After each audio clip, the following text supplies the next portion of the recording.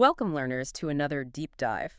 Today, we're plunging into a topic that, well, it often sparks quite a bit of discussion. Mhm. And for many, maybe some surprising reflections on our worship spaces. We're going to unpack the fascinating, sometimes contentious conversation around altar rails. Right. Those features you used to see everywhere in Catholic churches. Exactly. And for this deep dive, we've gathered sources presenting a really compelling case for restoring them, highlighting, practical reasons, but also some profound spiritual ones too. It might make you see them differently. Absolutely. So our mission today, let's try to move beyond just surface observations, like, shed light on questions maybe you've wondered about or perhaps never even thought to ask. Good plan. Sort of peeling back the layers. Yeah, not just what changed, but why it actually matters. So let's frame this with, say, 5 key faith-related questions this dive should help answer. Okay. First, altar rails have largely vanished. Was their removal actually an official church mandate? Was it required? That's a big one. Second, how can a physical thing, like a rail, genuinely protect the sacredness of the sanctuary? And maybe even elevate our worship? The practical effect. Third, are there specific church laws or maybe older traditions that talk about the altar area? And how do rails fit into that picture? The legal and historical angle. Got it. Fourth, can a physical barrier, actually enhance how we receive Holy Communion, make us more aware of Christ's presence? The experiential aspect. Very important. And finally, fifth, what deeper spiritual meaning might these rails symbolize? Thinking about our journey, our participation in the Mass as like an encounter between heaven and earth. Excellent questions. Really cuts to the heart of it, doesn't it? I think so. And these are precisely the insights our sources bring out. They offer this rich tapestry of history, theology, canonical points. It's all in there. Sounds fascinating. And hey, for those of you listening who want to dig even deeper, get the full context, see more details, we really recommend checking out www.epistles.online. They provide a really solid foundation for understanding this whole discussion. Lots of resources there. Good tip. Okay, so let's start with that first question, the one about the official mandate. Because this is where, honestly, it gets pretty surprising. It really does. Our sources, they state pretty emphatically, actually, there's no church law, no official decree from the magisterium that ever required removing altar rails. So it begs the question, if nobody ordered it, why did they just disappear? It's a crucial distinction, isn't it? After the Second Vatican Council, there were liturgical changes, yes, encouraging participation, adapting church designs. Right, we all know about those shifts. But the council itself, Yeah. our sources are clear. It never mandated taking out altar rails. Never. Okay. What happened, it seems, wasn't some top-down command. It was more like a ground-up shift. In preference, maybe perception. So choices made locally. Exactly. At the diocesan or parish level. Often driven by these newer liturgical trends that emphasize maybe a kind of openness of the sanctuary. Ah, I see. So interpretation rather than instruction. Precisely. Interpretations, practical choices, maybe even architectural fads, honestly. Not an explicit church law. It shows how culture and trends can shape our sacred spaces, sometimes more than direct commands. Wow. That's a really powerful point. A shift in practice, not a command. Makes you really think.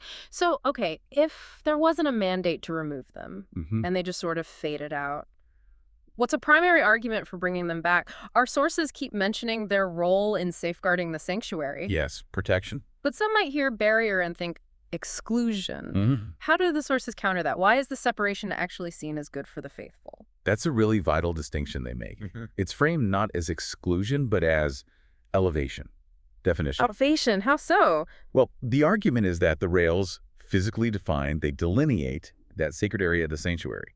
They stop it being treated just like any ordinary space. Okay, sets it apart. Exactly. This clear architectural separation helps maintain the sanctuary's unique sacred character. It sets it apart from their nave, where we gather. It's like a visual cue, a physical reminder that communicates almost instinctively, this space is reserved for the most sacred actions of the Mass. Without that line, things can get a bit blurry, maybe diminishing reverence accidentally. I can see that. So the sources suggest this physical boundary is a practical way to prevent, unintended or maybe even disrespectful access to the altar area. It upholds the dignity, the holiness of where Christ's sacrifice is made present again. It signals something different, something holy happens beyond this point. That framing really helps. Separation not as exclusion, but as reverence, as clarity. Like boundaries in other parts of life help us respect different functions. Precisely. And this idea of protecting sacred space, it leads us right to a specific point of church law, the sources highlight. Canon 1210. Oh, yes. Canon 1210. What does that canon actually say? And how do altar rails, these physical things, connect directly to its principles?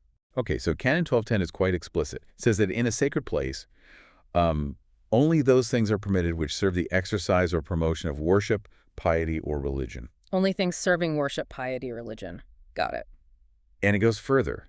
It says anything not in accord with the holiness of the place is forbidden. Forbidden. Strong word. It is. Oh. Think of it like this. If the church is God's house, the altar is its sacred hearth, the very heart of that home. Nice analogy. Canon 1210, our sources explain, is like the rule ensuring only things contributing to the, let's say, warmth, light, spiritual nourishment happen right there at the hearth. The altar, being the focus of the Mass, is specifically for the Eucharist and acts of piety. So, altar rails, by physically marking off and protecting the space, they help ensure the altar's use stays consistent with these sacred purposes. They help foster an environment where only worship and piety happen there. So the rails are like guardians of that specific space and purpose. Exactly. The sources argue that for centuries they were seen as a direct physical expression of Canon 1210's principle, safeguarding the altar from anything that might diminish its sacredness. It's about creating an atmosphere where the sacred can truly unfold, unhindered. That clarifies the connection to church law perfectly. The hearth analogy really sticks. But okay, beyond just protecting the altar itself, our sources talk about how altar rails facilitate something really personal, really profound, a more reverent reception of Holy Communion. Ah, yes. This is where the physical structure really meets the spiritual experience. Right. It feels very tangible here. So how exactly do these rails help create that deeper sense of reverence during arguably the most sacred moment for the individual Catholic? This is truly where the practical meets the profound. The sources really underscore that altar rails provide a dedicated space, specifically for kneeling. Kneeling to receive. Kneeling while receiving Holy Communion. And this posture, kneeling, is described in the sources repeatedly as the most reverent, the most proper manner to receive Christ in the Eucharist. Signifying adoration, humility. Exactly. Adoration, humility before the Lord. It's a physical act that profoundly shapes your whole posture, your attitude during that sacred moment. Yeah. Do you move from standing, which might feel, I don't know, a bit more casual, to this act of submission, of worship? And there's more. Traditionally, the rails supported a communion cloth. Oh, right. The cloth. A simple linen, but incredibly significant. It served, well, two purposes, really. First, to catch any particle of the sacred host that might accidentally fall. Preventing desecration. Preventing desecration, yes. And second, just visually, it emphasizes the immense preciousness of the Eucharist. I see. So the act of kneeling at the rail with the cloth ready, it communicates visually, experientially, the sublime reality of what you're about to receive. It slows things down, encourages a moment of introspection. It really makes the moment of reception distinct and holy. It's clear how all those elements, the kneeling, the rail itself, the cloth, they all converge to elevate that moment. They really do. Okay, moving from that practical, personal, spiritual impact, let's go deeper theologically. How can these physical structures, these rails, actually deepen belief in something as profound, as central as the real presence? I found this next point really thought-provoking, something I hadn't maybe fully connected before looking at these sources. That's a crucial question, isn't it? Yeah. Because it connects right to the core of our Catholic faith. Absolutely. The sources argue that altar rails serve as this constant, tangible reminder of Christ's real presence in the Eucharist. A tangible reminder. How so? Well, by visually and physically separating the altar, they draw our hearts, our minds to adore him more deeply. Imagine walking into a church. Okay. The rail instantly tells you this area, the altar area, it's unique, it's special, it's set apart for something truly extraordinary. It's a demarcation. It is a physical demarcation that naturally directs your attention. It fosters an attitude of awe, of respect toward the tabernacle and the altar itself where the sacrifice is made present. And the act of kneeling before the rail, looking towards the altar, it reinforces the understanding that this isn't just a symbolic meal. Right. It's the actual body and blood, soul, and divinity of Christ. The sources suggest that, well, neglecting these visible cues or their widespread absence today, it might inadvertently contribute to a decline in this fundamental belief. Because the distinctiveness is less obvious. Exactly. When the sacred space and the sacred moment become less physically pronounced, the belief itself might weaken for some. So the rail becomes a subtle but powerful catechetical tool. It teaches reverence just by being there. Wow. A physical boundary as a teacher, reinforcing a core truth that really makes you realize how deeply our physical experience of worship can be intertwined with our theological understanding. Which brings us to the final point, maybe the most profound symbolic meaning our sources talk about. Yes, the heaven and earth connection. Exactly. Their representation of the separation, or perhaps the meeting point between heaven and earth. What does this symbolism mean for us, the faithful, as we participate in the Mass? This really gets to the heart of what the Mass is. Right. What are we truly doing when we're there? Right. The sources articulate that altar rails symbolize that boundary, that threshold between our earthly realm where the congregation is and the heavenly reality of Christ's sacrifice being represented on the altar. They aren't just barriers, they're thresholds. Thresholds. I like that. This architectural feature visually illustrates that we, the faithful, we're not just watching a ceremony in some ordinary room. We are entering into something far beyond our everyday experience. A sacred drama. A sacred drama, exactly, where heaven and earth meet in this profound, mystical way. The rail, in this context, it wasn't meant as the wall keeping people out, but as a visible marker of the threshold we approach, maybe even cross spiritually, as we participate in that heavenly sacrifice. Wow. It underscores the transcendent nature of the Mass. It reminds us we're guests at a divine banquet, privileged to stand, in a sense, at the very gates of heaven, participating in the timeless offering of Christ on Calvary. So it's a constant reminder. A constant reminder that we're entering into a sacred mystery, not just, attending a weekly gathering. That's a powerful way to see it. So considering all these 6 reasons, right? No mandate for removal, protecting the sanctuary, Canon 1210, reverent communion, deepening belief in the real presence, and this profound symbolism, becomes pretty clear altar rails are much more than just architecture. They carry this deep theological, canonical, spiritual significance.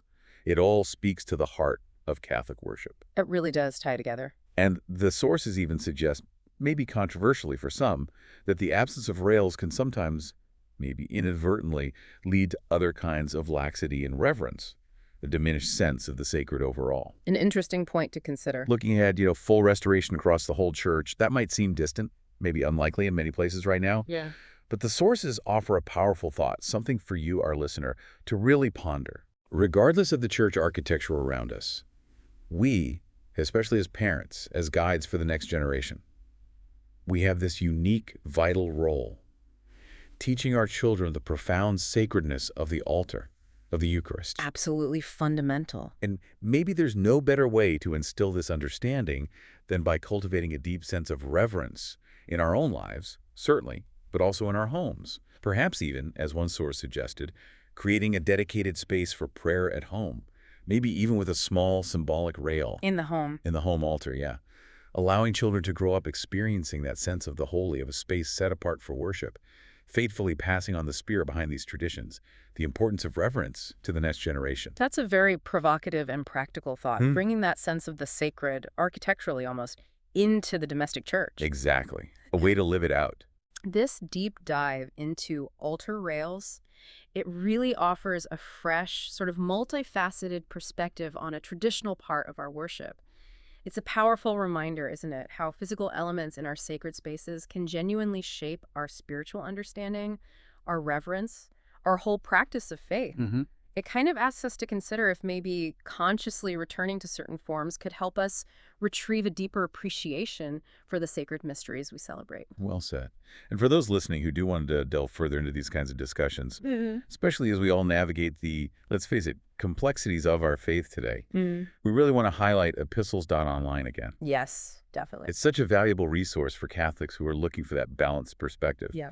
Something that's neither modernist nor perhaps ultra-traditionalist, but really rooted firmly in tradition and sound theology. A needed voice. Absolutely. Epistles directly confronts the challenges facing the Catholic faith. It openly fights things like clericalism, liberalism, modernism, really all forms of evil that are fueling this current crisis of faith, we say. Their aim is clarity, spiritual formation in what's often a very confusing world. And it's an important mission. We really want to warmly invite you, our dedicated listeners, to support this vital apostolate any way you can. Every bit helps. Whether it's through your fervent prayers for their work, maybe sharing their insightful posts with your friends, your family. Wasn't the word. Or even subscribing if you're able to help keep their mission active and, importantly, freely available to everyone. Your support truly makes a difference. It really does. So thank you for joining us on this deep dive. Thank you for your curiosity, your commitment to understanding our faith more deeply. Yes, thank you all. We look forward to exploring more fascinating topics with you next time.